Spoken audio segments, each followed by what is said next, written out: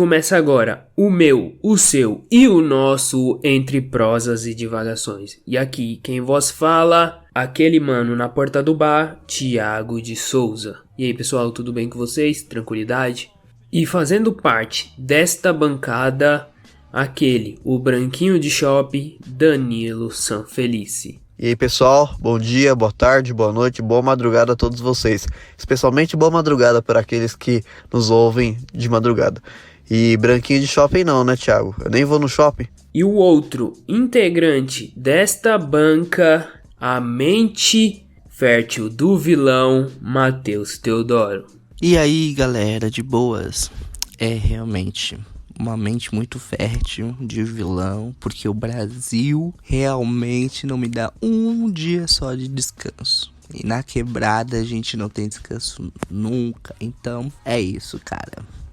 Boa pra nós. E hoje, pessoal, nós temos um convidado, né? Jonas Rosa. Se apresenta aí, Jonas, pro pessoal te conhecer. Salve, é isso, meu nome é Jonas Rosa.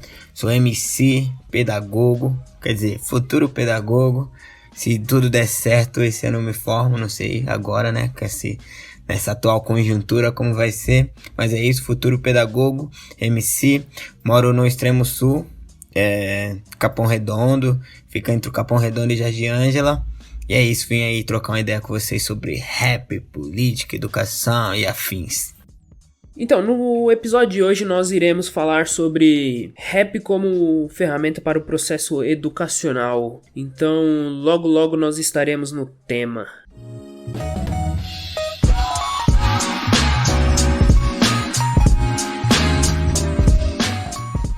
O rap em si, ele vai surgir ali como um movimento cultural, né, nos Estados Unidos, com uma influência muito grande dos imigrantes jamaicanos. E ele vai chegar aqui no Brasil ali em meados da década de 80, né? Em 86, né? E aí nós vamos ter um boom do rap no Brasil na década de 90, com Racionais MC, Facção Central e Sabotagem. E agora já em 2010, nós temos uma nova safra aí com o Emicida já se consagrando um grande artista, né, bem estabelecido no mercado.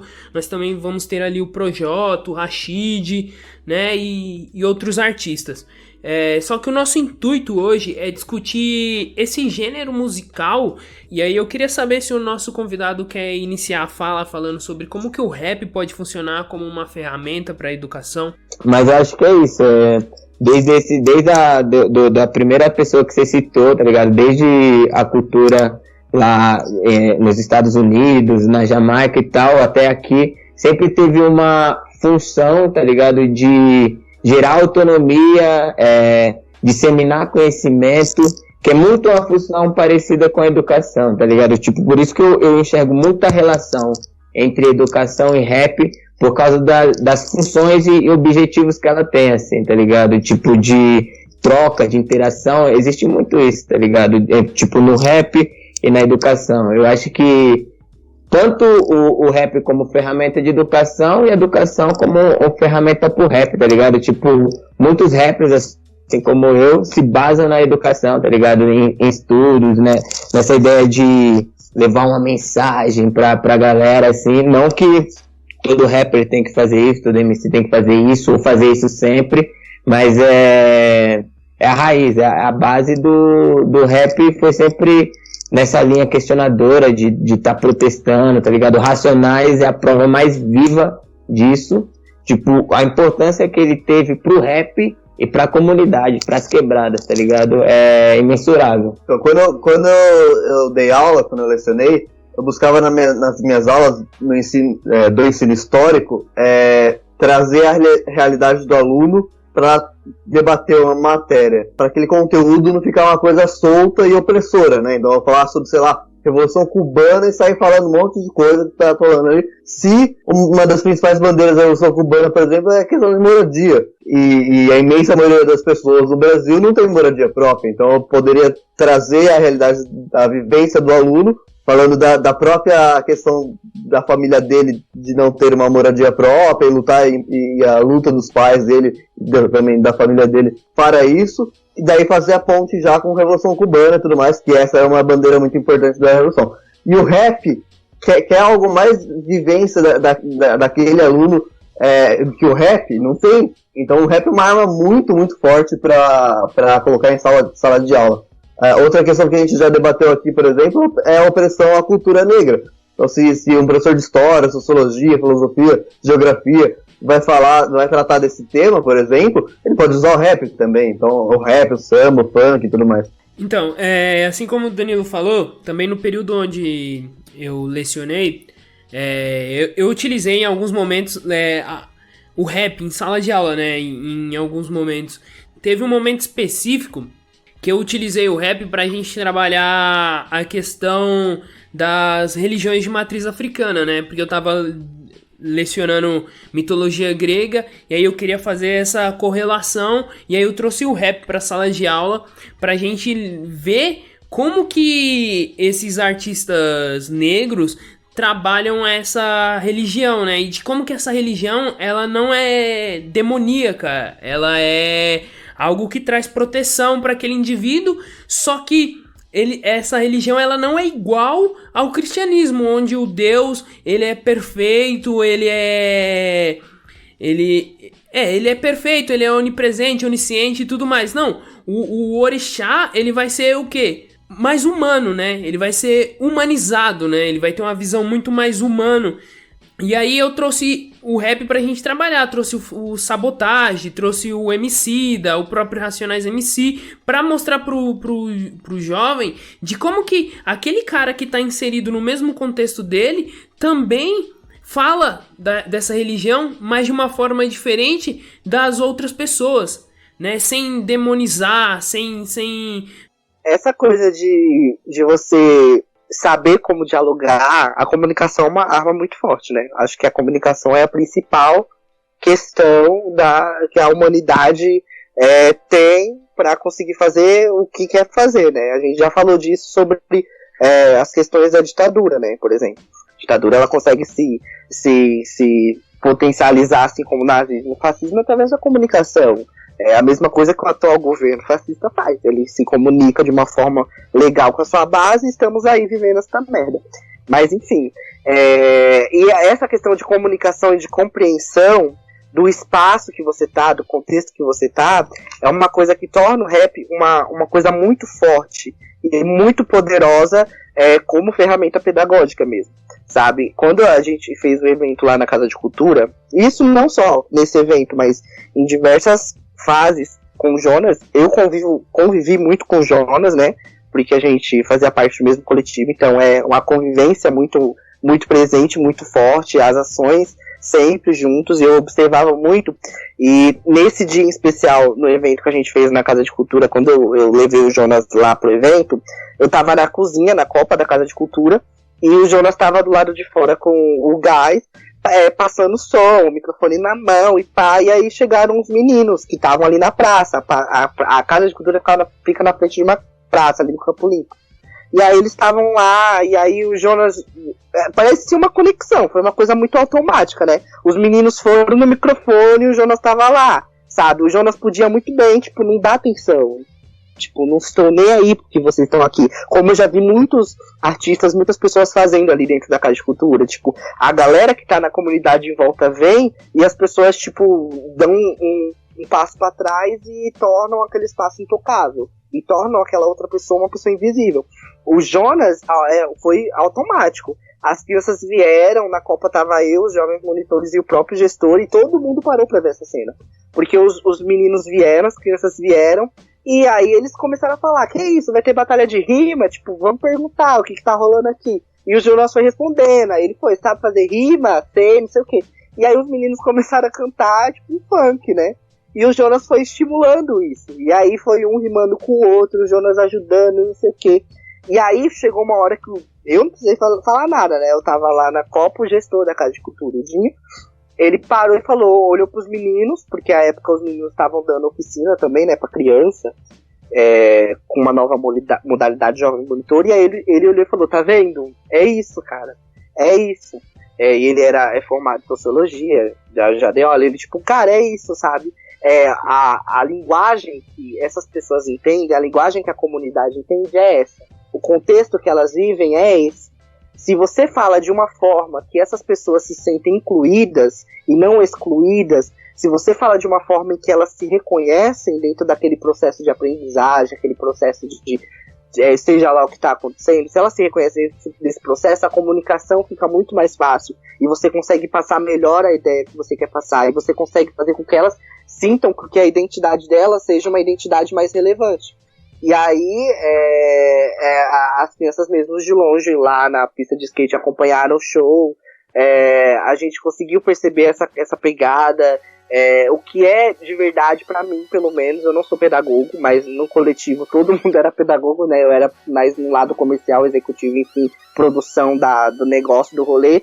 Só que eu entendi essa questão do que é ser pedagogo, sabe? Que é justamente isso, você entender o contexto que você tá, e você entender como é que você vai passar aquilo que você quer ensinar, aquilo que as pessoas vão aprender pra, sei lá, sabe, conseguir viver neste mundo. Eu não falo nem se formar cidadão, ou sei lá, enfim, aprender sobre essas coisas, mas como sobreviver dentro desse sistema que oprime tanto a nossa população periférica e negra, enfim, e também fazer com que elas se sintam parte dos processos, que é uma coisa que é extremamente importante. Porque se não se sente parte do projeto, consequentemente vai ter uma barreira e o aprendizado não vai rolar, e a gente vai ver o que a gente vê no Brasil, que é uma educação que é comercializada e que torna a maioria da população somente uma força de trabalho que vai ser sempre violentada pelo sistema.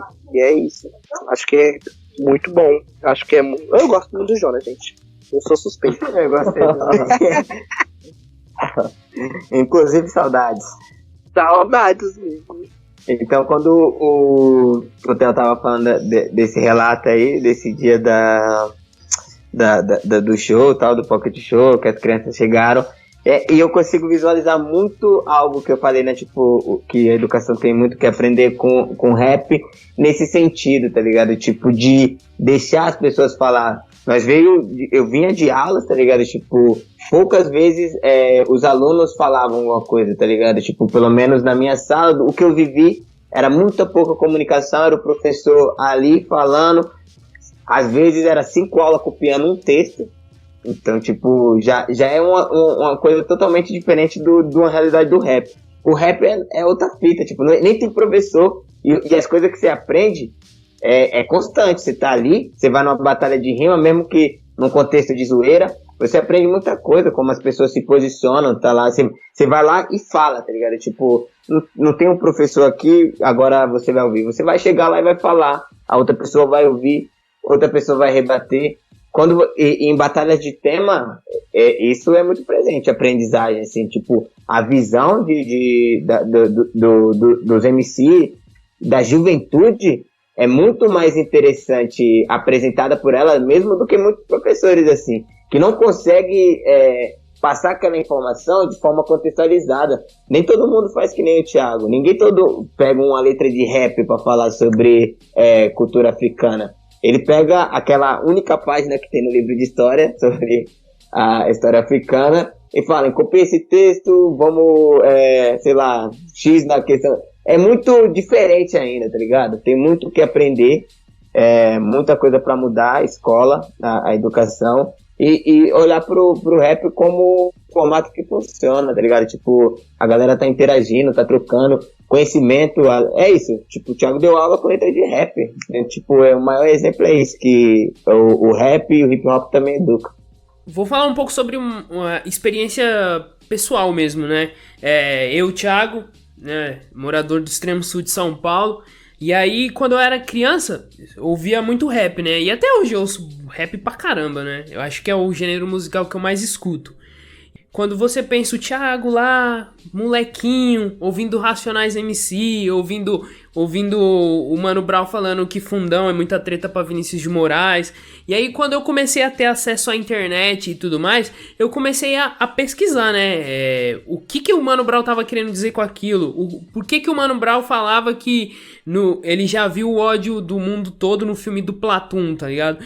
E aí eu ia pesquisando essas coisas, entendeu? E aí eu fui criando um arcabouço de várias coisas, entendendo várias coisas a partir dessas letras de rap, né? Porque aí eu fui entender quem é Vinícius de Moraes. Por que o Vinícius de Moraes... Por que o fundão é muita treta pro Vinícius de Moraes? Aí o Mano Brown fala sobre o filme do Platoon. E aí eu fui assistir o filme do Platoon e aí eu fui entender o que era a Guerra do Vietnã. E fui pesquisar sobre o que é a Guerra do Vietnã. Coisa que eu nunca tive na escola, entendeu? Mesmo eu estudando num colégio mais afastado do meu bairro, que eu estudei num colégio perto de Shopping Ibirapuera, o ensino fundamental 2, né, que é do 6º ano ao 9º ano, eu nunca estudei Guerra do Vietnã na escola, né, e aí eu fui aprender o que era a Guerra do Vietnã com o Mano Brown, não que, vamos supor, o rock, né, Legião Urbana, Cazuza, Aborto Elétrico não falasse de coisas importantes, só que quem tá falando, aí a gente entra naquele episódio sobre cinema, que é importante, né, quem é que tá falando isso? É o Mano Brown. Quem é o Mano Brown? Pô, é o cara que mora num bairro vizinho ao meu, tá ligado? É quem que tá falando? É o Eduardo Facção, que é um cara que vem de periferia. Quem que tá falando? O Emicida, que é um cara que vem de periferia. Então, é muito essa questão de representatividade, né? É quem que tá falando aquilo, entendeu? Então, mas a questão a escola em si, ela não trabalha com essa linguagem que o Thiago utilizava nas aulas dele, que o Matheus falou, que o Jonas falou, porque a escola ela é na prática uma arma política, né? Para qualquer lado que for, ela vai ser uma arma política. Então, o Paulo Freire falava que isso que eu e o Thiago falamos, que a gente precisa, qualquer conteúdo que nós formos debater em sala de aula, nós precisamos partir da realidade do aluno. E ele dá um exemplo que é muito claro, e para você ver a força política que isso tem, que na década de 50 ele foi para o Nordeste e tudo mais, e ele chegou no campo, o pessoal dos trabalhadores do campo, e o que se tinha lá, que os trabalhadores trabalhavam 200 milhões de horas por semana, e ganhavam muito pouco e tudo mais, e falava que é assim mesmo, né, assim que Deus quis e tudo mais. O discurso dos trabalhadores era esse. E o Paulo Freire começa a conversar com essas pessoas, e usando essa lógica da realidade que ele vive e essa lógica de Deus, né? Então, tipo, se Deus é a pessoa o ser divino que trata todo mundo igual, todo mundo é filho de Deus e tudo mais, por que vai tratar o rico bem e você mal, sabe? Então, o próprio conhecimento desse trabalhador de Deus para desconstruir esse pensamento. E a importância disso é que nesse lugar no Nordeste, foi onde que o Paulo Freire lecionou, né, trabalhou, foi onde surgiram as primeiras ligas camponesas, os primeiros grupos das ligas camponesas, com esses trabalhadores. E as ligas camponesas foram um grupo durante a ditadura militar, que é o embrião do MST, por exemplo. Então, olha a força política disso, né, do Paulo Freire fazer esse trabalho lá, e desse trabalho surgiu o embrião do MST, sabe, que é um dos maiores movimentos sociais do mundo. É a força da educação. Só que a escola que não faz isso, né, não é por acaso que a escola não faz isso, né? Em cima do professor como o Thiago, como eu, quando nós lecionávamos, em cima da gente, pra gente fazer esse trabalho, tem um monte de problema que tentam colocar em cima, um monte de burocracia, um monte de você não pode fazer isso e aquilo e tudo mais. É uma opressão que o próprio sistema cria e não é por acaso. Então, acaba fazendo com que o professor, que não tem outra saída, ele acaba, ou ele enfrenta, mas às vezes ele pela própria saúde mental, inclusive, ele busca tomar outros caminhos. E não é culpa dele, né? A saúde mental dele, inclusive. Porém, isso é uma questão muito política, né? Quando o Foucault fala na estrutura física da escola, que a escola parece um presídio, a arquitetura da escola parece um presídio, o sinal parece que é o mesmo sinal de presídio, o mesmo sinal da fábrica, nada disso é por acaso, né? Tudo isso é uma opressão, e obviamente uma opressão sobre as classes trabalhadoras.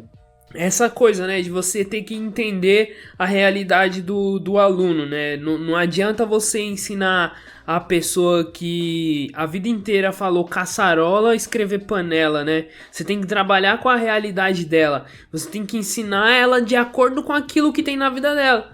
E o Paulo Freire, ele faz isso perfeitamente, fez isso perfeitamente, quando ele estava ensinando homens da construção civil a ler e escrever, ele utilizava aquilo que eles trabalhavam no dia a dia, tijolo, cimento, as ferramentas de construção civil, né?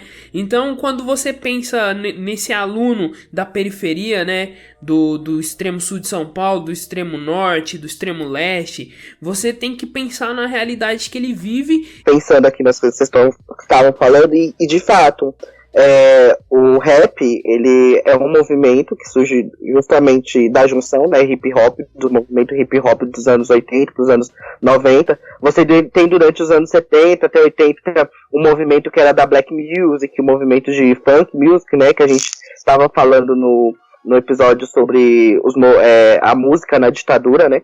Então você tem uma movimentação negra muito forte nesses termos culturais. E aí você chega nos anos 80, onde você tem a queda da ditadura, uma abertura para a redemocratização do país, e aí você tem um movimento jovem que precisa falar, né? O movimento dos anos 70, de black music, soul music, ele pegava muito mais os adultos, as pessoas mais adultas. Já o movimento hip hop, ele já conseguia pegar mais os jovens. Por quê? Porque além da questão da musical mesmo do rap, você tinha a questão do break dance, então as pessoas tinham uma dança característica, você tinha a questão do grafite, que era uma questão, uma manifestação artística também muito forte, e que vai ficar muito popularizada nos anos 90, né? Então você tem uma série você tem um movimento que engloba vários tipos de arte, diferente do movimento de black music, que era só a dança e a música. E aí o que você vê nos anos 90 é justamente um processo onde os jovens de periferia, que não tinham voz, que não conseguiam falar, eles começam a ter dentro do movimento hip hop vários tipos de ferramentas, vários tipos de expressões artísticas para conseguir se incluir. Então, você vai ver movimentos, por exemplo, de formações de grupos de rap, né? Você tem o Racionais MCs, você tem o RZO, você tem o Taíde, você tem vários rappers que vão surgindo, vão se movimentando, mas você também tem os caras da dança, como o Nelson Triunfo, que inaugura o berço do hip hop em São Paulo, com breakdance, mas aí você, ao mesmo tempo, tem os jovens se organizando. Hoje a gente chama de coletivo, né? Mas naquela época eles se chamavam de posses. Então você tem várias posses pipocando nas periferias, onde eles iam nas portas das escolas e falavam sobre as questões pertinentes à luta periférica. Você tem uma mobilização da periferia muito forte, muito negra, porque essa movimentação entendia que o jovem que sofria dentro das periferias eram jovens majoritariamente negros e que tinham um espaço, que ficavam no espaço de marginalização dentro da sociedade. Então você vê que começa a se pipocar muitos movimentos de jovens dentro do movimento hip hop, que vai dando mais corpo ao próprio rap, né? Porque das outras artes vão surgindo as poesias e as letras que o rap traz e que são muito fortes e muito polêmicas nos anos 90. Então, dentro disso que vocês falaram do rap ser uma expressão cultural da população negra, isso também acarreta outras questões, né, históricas dessas expressões culturais, que aconteceu com o samba, que aconteceu com o rap, e que hoje acontece com o funk, por exemplo, que é a perseguição, né? No primeiro momento, quando esse movimento do rap e o samba também aconteceu isso, e hoje acontece o samba nesse desenvolvimento do rap, nos anos 80 e dos anos 90, o movimento ele é muito perseguido pela polícia, obviamente, mas a polícia ia amando da população branca, das elites e tudo mais. Então o rap, assim como todas as formas de expressão cultural da população negra no Brasil, o rap também é muito perseguido. Uma questão que o Matheus trouxe, né? Nós tínhamos uma juventude falando ali no final da ditadura, né? Na queda da ditadura e da redemocratização, mas era uma juventude de classe média branca, né? Porque a gente tem a formação de grupos de rock como Legião Urbana, a gente tem Cazuza, a gente tem Barão Vermelho e tudo, Aborto Elétrico e tudo isso. Mas eram jovens brancos de classe média, né? Já com o surgimento do rap, nós temos o quê? O jovem periférico negro falando sobre as questões da periferia, falando sobre a opressão a partir dessa visão. Então, quando você pensa em rap como ferramenta educacional, também é essa questão de mostrar que existe outros pontos das cidades, né?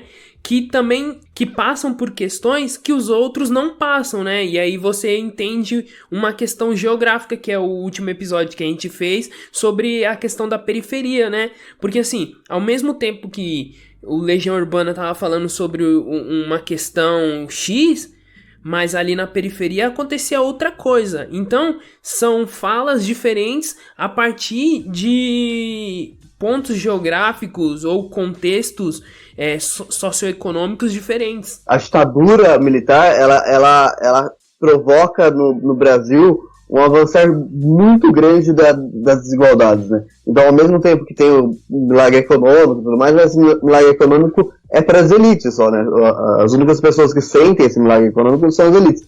E a gente trabalhou disso nos episódios sobre a ditadura, que para as periferias tinha um arrocho salarial, né? Ou seja, a classe trabalhadora tinha que trabalhar muito mais para ganhar o mesmo salário, para conseguir os mesmos produtos que antes do golpe.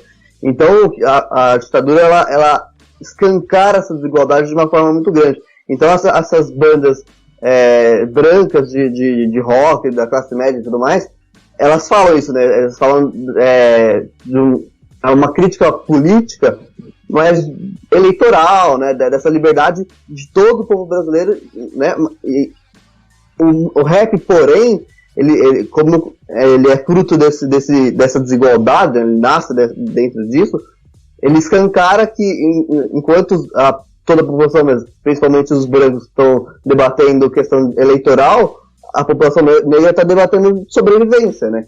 Então o rap ele é muito mais violento, né? No que se diz ali, ele é muito mais chocante. Se eu ouvir Racionais ou se você ouvir Aborto Elétrico, o Renato Russo e Aborto Elétrico tá cantando sobre o tédio que ele sentia em Brasília, sabe? O Racionais tá falando de sobrevivência, sabe? Sobre o filho não passar fome e tudo mais. Então é muito, muito, muito mais violento, mas é a consequência disso, né? Desse Brasil pós-ditadura.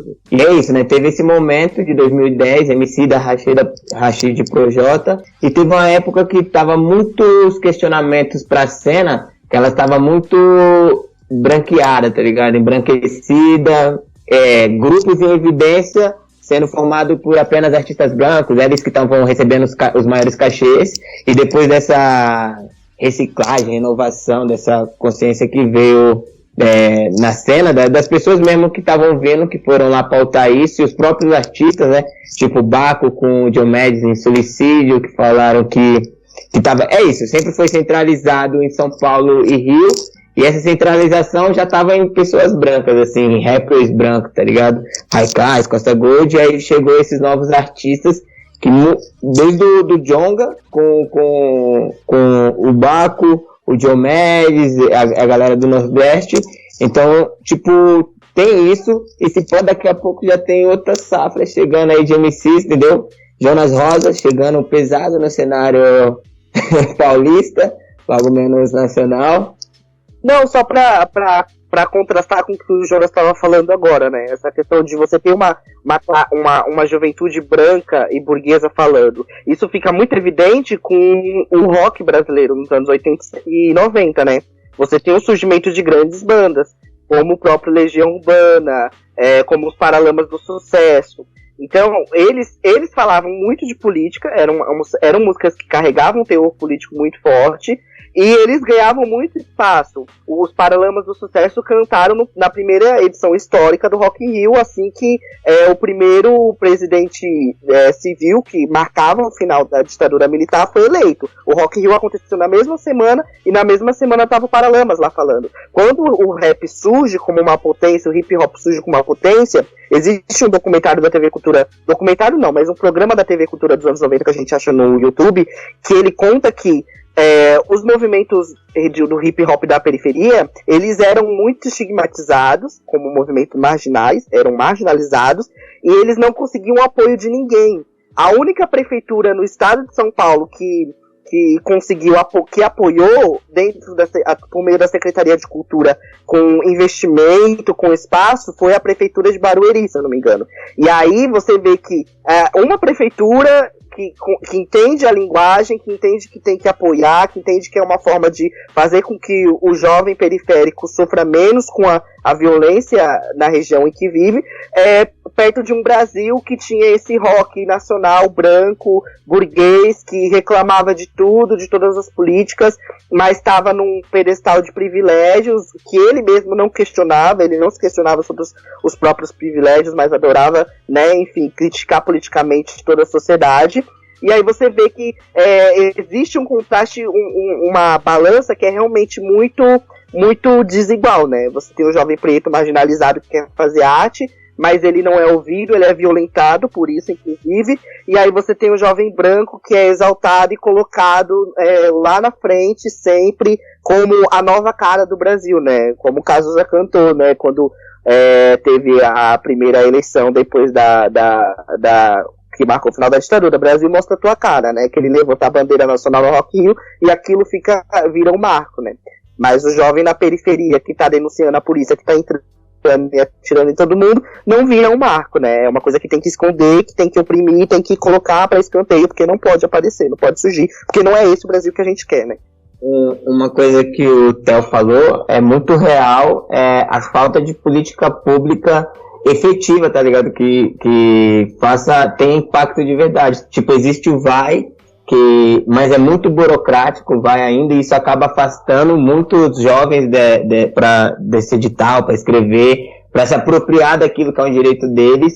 Então, tipo, ainda tem vários obstáculos que pensando nisso, de governo, de pessoas que ajudam o movimento, e é um negócio muito interessante que o rap, ele continua tendo algo muito semelhante ao do início, assim, que é fazer as coisas por ele mesmo, assim, tipo, ser trabalhos independentes, tá ligado? Tipo, batalhas de MC que surgem delas mesmas, assim, dos jovens sem incentivo de prefeitura, sem incentivo, sem recurso de grana pra fazer naquilo. Então, tipo, existe essa coisa positiva de conseguir fazer as coisas independentes, mas é uma coisa negativa que é a falta de política pública, que não tem grana, não tem incentivo, estímulo pra fazer aquilo, tá ligado? Então, voltando no assunto que nós falou, pra deixar algo bem escuro, na real, assim, é que quando nós fala de embranquecimento da cultura hip hop, de brancos tendo maiores destaques, né, nós não tá falando que branco não pode fazer rap, assim, né? Tipo,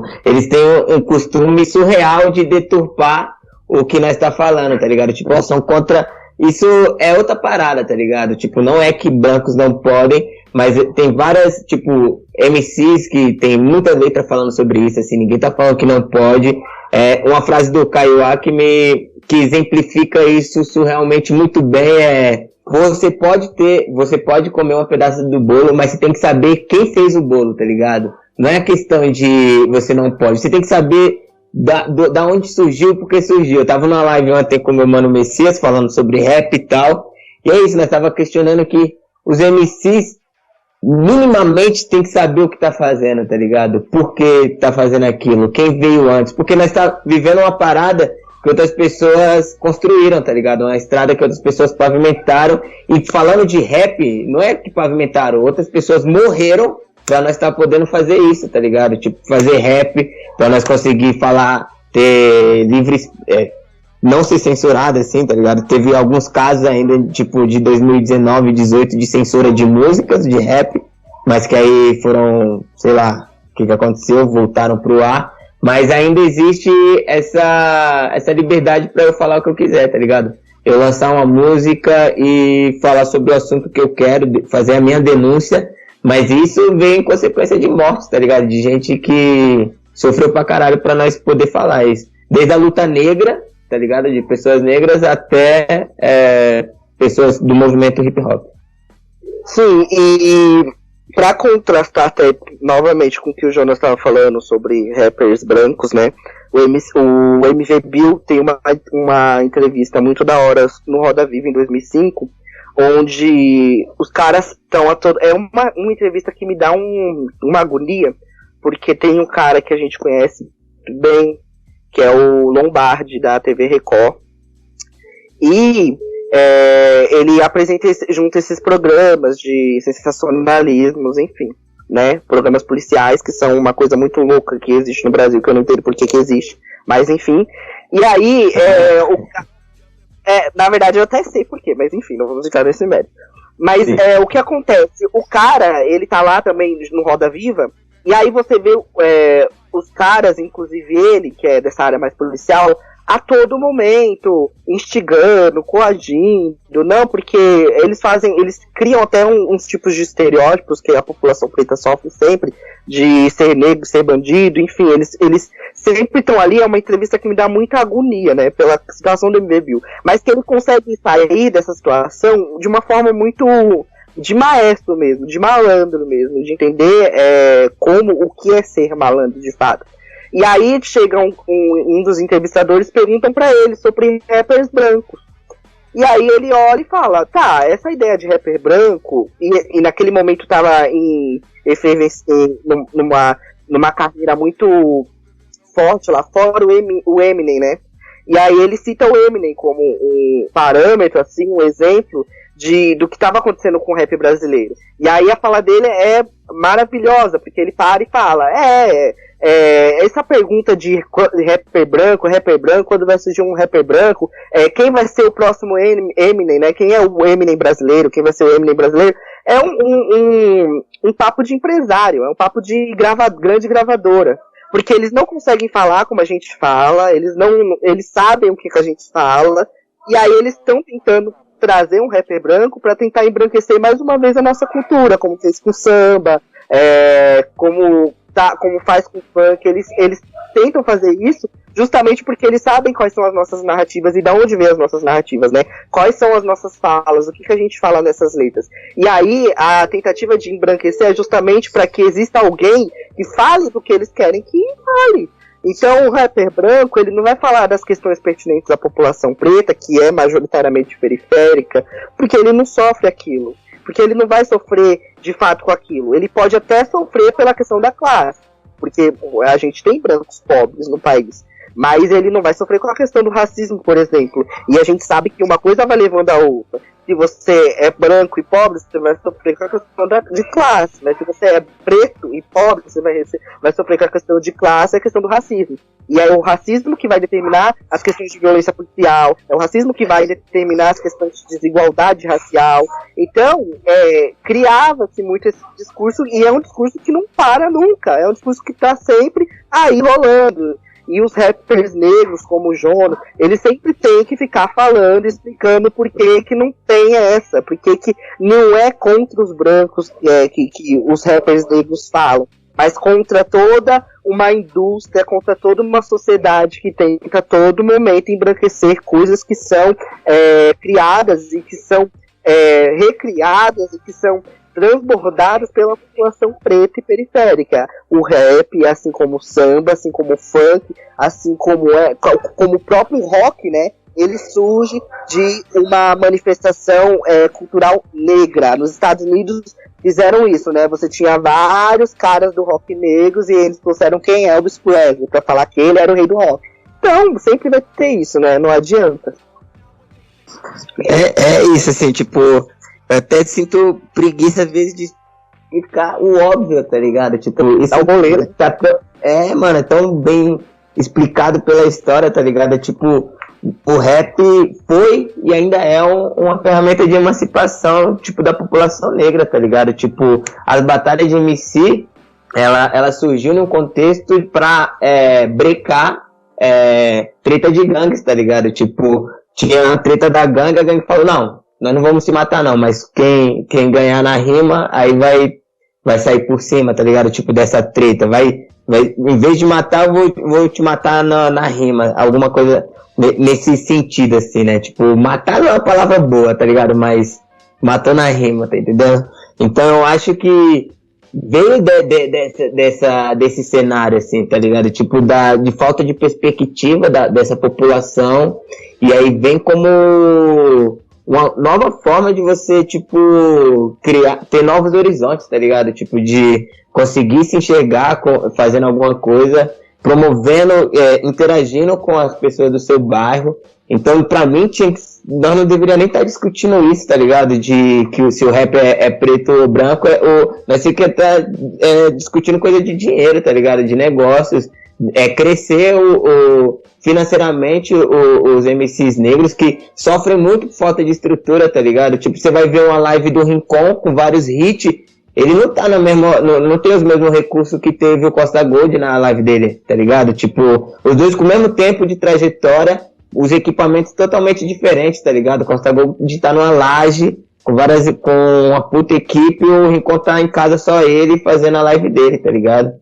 Então, tipo, tem muita coisa ainda que isso tem que ser pautado, tá ligado? Tipo, é questão de por que o Costa Gold ganha mais que o Dexter, tá ligado? Tipo, como que nós tá direcionando as músicas pro público, como que tá... Porque é isso, quem tem monetização, tá ligado? Quem tem dinheiro coloca essa música nos lugares que quer. Então, tipo, tem outras coisas que pra nós discutir, tá ligado? Então... Partindo dessa ideia, né? Porque assim, você tem esses grupos, Haikais, Costa Gold, que são compostos por rappers brancos, né? E aí, quem é que vai consumir mais a música dessas pessoas, desses grupos? São as pessoas de classe média. Quem sabe que é isso? E aí, quem é que tem mais dinheiro? Quem é que tem mais poder de compra ali? As pessoas de classe média. Então, enquanto nós da periferia estamos ouvindo, tipo, um Rincon, estamos ouvindo um Dexter, estamos ouvindo um Facção, estamos ouvindo esses caras, estamos ouvindo o Jonas, esse pessoal de classe média se encontrou dentro desses grupos, né? Porque pra eles é muito difícil ouvir, tipo, o Racionais MC num raio-x do Brasil. Vi um Facção Central com o Eduardo falando que a polícia entra dentro de casa, mete bala em todo mundo e mata todo mundo. É muito difícil pra eles ouvir. Agora, é mais fácil eles ouvir, sei lá, o Costa Gold falando de bebida, de droga, de dinheiro e de mulher. Exato, isso é louco. Eles não vão botar um favela sinista, né? Não vão. Esse ponto que você tocou de questão de aquisição financeira é muito real, né, tá ligado? Tipo... Quantos eventos eu fiz de graça, ainda faço, quando pago é muito pouco, ainda nós, tipo, e nós tá começando agora, nós tem que entender os níveis também, tá ligado? Tipo, de carreira, mas às vezes nós falamos um pouco sobre rock, sobre outros gêneros, o quanto que as pessoas no mesmo nível, na mesma trajetória que eu, em outros gêneros, ou por ser apenas de outra cor, por ser brancos, ganham mais que eu, tá ligado? Então, tipo, isso pra mim já é um racismo escancarado, tá ligado? Tipo, dentro da nossa própria fazendo isso dentro da nossa cultura. Eu, como produtor cultural, né, eu conheço bem, de alguma forma, o rolê cultura, né? Eu fiz algumas contratações quando fui jovem monitor na Secretaria de Cultura, e o que a gente via era justamente isso. Por exemplo, vamos falar aqui de virada cultural. Você tinha virada cultural onde cantores em efervescência, cantores brancos, né, eles tinham um valor X de cachê, sei lá, que superava 100 mil fácil, assim. E aí você tinha um valor que era destinado às casas de cultura, por exemplo, que você tinha que dividir e você tinha que tentar encaixar os artistas da região, por exemplo. E a gente sabe que os artistas periféricos, eu não digo a grande maioria, mas uma grande parte dela tá no rap, tá nesses movimentos, assim. E quando eu falo de rap, eu abranjo também a cultura hip hop. Então são artistas que são rappers, são artistas que tem os slams, né, agora, que tá muito muito grande essa coisa do slam, essa coisa da batalha. Então, enquanto os cantores brancos em evidência, eles não passavam por esse crivo de você ter que indicar, né? Porque a virada cultural, ela funciona assim. Você tem as casas de cultura, que são equipamentos culturais, e eles vão, e aí todo ano a Secretaria de Cultura chega e pergunta: quais são os artistas que vocês indicam? Porque cada casa, a maioria das casas tem um palco, eles recebem um palco, né, da virada cultural, nas periferias. Isso é uma conquista de pouco tempo também. E aí a gente mandava a lista para a Secretaria de Cultura com os valores, né? E aí eles pegavam, olhavam quanto que tinha de valor na casa e tal, e aí aprovavam ou não. Só que a gente esbarrava nessa questão sempre de recurso mesmo, né? A Casa de Cultura tem um recurso X para gastar durante o ano, e aí você tem que dividir esse recurso X por mês. E aí você fica um pouco limitado, você tem que dividir para que a Casa de Cultura tenha programação, e aí você sabe que se você é um bom gestor, você vai priorizar os artistas da quebrada, né? Agora, se você não é um gestor que tem essa intuição, você vai esperar a Secretaria de Cultura mandar os artistas. E quase sempre eles mandam artistas que são brancos, que já têm grandes companhias, que já são agenciados por produtoras e tal. E a gente esbarrava muito nisso, né? Então, essa fala do Matheus, ela é interessante porque é o seguinte, né? O Emicida, ele tem um verso na música Hoje Cedo que ele vai falar o seguinte, né? Que vão falar que a pobreza que carecia de atenção, né? Que geralmente é sempre isso, né? Quando são negros, são periféricos, por que eles não podem cobrar mais um cachê menor? Por que eles não podem fazer de graça, né? E aí, uma vez eu no Twitter tava vendo essa discussão entre influencers, né? Negros, né? De como que as marcas oferecem um cachê menor pra eles, né? Porque, mas você podia fazer de graça, você podia fazer por isso, você podia fazer por aquilo. Mas peraí, você paga X pro cara, pra outra pessoa, por que pra mim você quer pagar menos?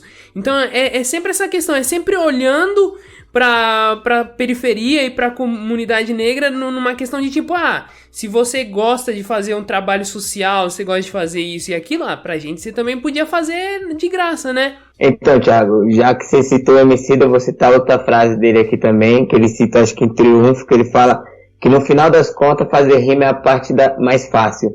Então, tipo, eu vivo essa parada desde quando eu falei, agora eu vou tentar viver isso aqui e da forma mais plena, tipo, viver, ganhar dinheiro, conhecer pessoas, viver isso de fato. E realmente, não que fazer rima ou fazer música seja fácil, mas diante das situações que nós é colocado diariamente por ser artista, tá ligado? De correr atrás de alguma coisa, no fim das contas, fazer rima é a parte mais fácil. Eu acho assim, tipo, quantas vezes eu me estressei por conta de me inscrever em edital, me inscrever em viradas culturais, em projetos de casa de cultura, essas coisas assim. É bom quando tem um dos nossos lá. O Matheus já agiliza o processo, entendeu? Por isso que nós tem que estar, nem todo mundo pode ser MC, porque nós precisamos de gente ocupando outros lugares, tá ligado? Hoje nós percebemos que nós precisamos de um dos nossos na presidência, imagine nos outros cargos. Então, tipo, nós temos que ocupar, mas é muito burocrático, tá ligado? Algumas coisas pra nós, assim, tá ligado? Tipo, pra criar, a falta de informação também é um bagulho que nós enfrentamos muito, assessoria. Nós não entendemos muito como funciona esse mercado, porque é a parte chata, tá ligado? Nós conseguimos fazer música, nós vamos melhorando cada vez mais nossa música, mas para nós avançar como artista, nós temos que, entendeu? Um outro rolê que nós temos que fazer, tá ligado? Nós temos que entender contas, escrever edital, e tem que ter MEI, e tem que ter aquele documento, e tem que ter aquilo, tá ligado? Então, tipo, a parte chata de ser artista é essa, tá ligado? De correr atrás de crescer como artista nessas questões, de fazer show, de estar nos lugares, de saber, porque, tipo, se eu tivesse grana, tava resolvido. Eu contratava uma assessoria e eu cuidar disso, mas nós não temos esse privilégio. Então, tipo, nós temos que O MC tem que fazer tudo, tá ligado? Tem que fazer a capa do meu disco, eu tenho que chamar alguém que eu conheço, tá ligado? Fazer as minhas postagens, gerenciar minha conta. Hoje eu tô sofrendo porque eu mudei de nome, né? Eu era o JF, agora eu sou o Jonas Rosa. Pra eu mudar pro Jonas Rosa Spotify, mano, você é louco. Que correria, tá ligado? Tipo, não tem a informação direita. Mas nós é isso, nós tá acostumado a lutar, passar os perrengues e nós vamos continuar correndo atrás. Mas ia ser importante ter, não é privilégio, mas facilidades e informação circulando para todo mundo em igualdade.